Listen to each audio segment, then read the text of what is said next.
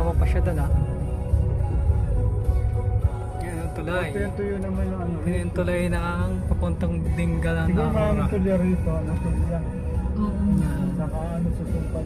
Mga cottage na siya sa mga gustong pumasyal dito. Ayun o. Marami may dalag kaya din.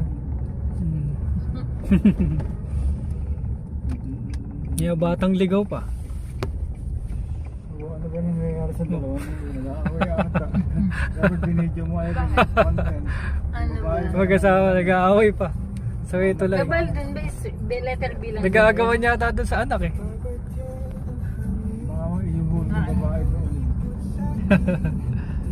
Nag-aaway na doon. Ay, man. Village.